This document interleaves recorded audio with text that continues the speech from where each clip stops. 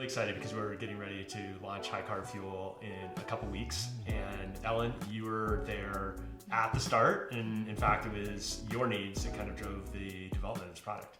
Basically, there was like a trend that was happening in the long endurance format races, gravel, mountain bike, that was taking in as many grams of carbs per hour as you could, which roughly started around like 75 and up.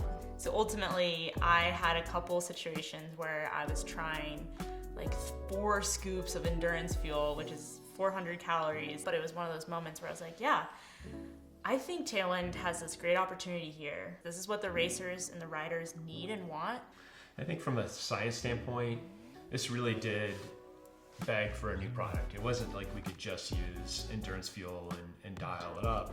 No. Because that is really designed to be very easy on your stomach, to sort of not push the limits of Right. your absorption. Deliberately, we're trying to make sure that you don't have any digestive work you have to do and just make it super easy to absorb. And so, using some maltodextrin, we were paying really close attention to that digestibility. Some people can have difficulty using maltodextrin-based fuels, but it has the advantage of being less sweet. And that's when we're trying to counter that sweetness that comes with a high carb fuel. It was pretty useful for that. And then of course the fructose.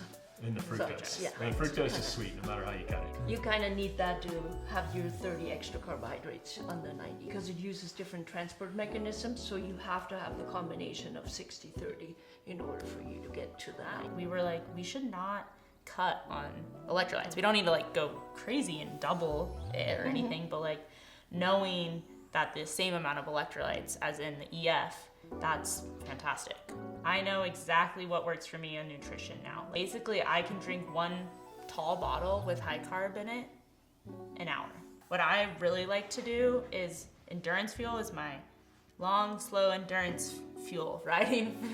And then anytime I'm doing high intensity, anything over tempo, I do high carb. You have more energy, you have better performance, you have faster recovery, and on top of it, they measured the oxidative output, and literally the study said 7.6% is the average what athletes go faster or longer or any in their performances. This year was my best performance at the Leadville 100, and it was a really special day for me because I knew I had everything lined up, knowing that I had like a really dialed nutrition plan, which was just taking in my 1 bottle of Tailwind high carb fuel, 90 grams per hour. It was like the piece of the puzzle that just like snapped into place, and then finishing and being like, holy crap, I get to go do 6 more days of Breck Epic, and I'm not behind on my fueling because I just fueled properly for the 7-hour race, and I get to keep using high carb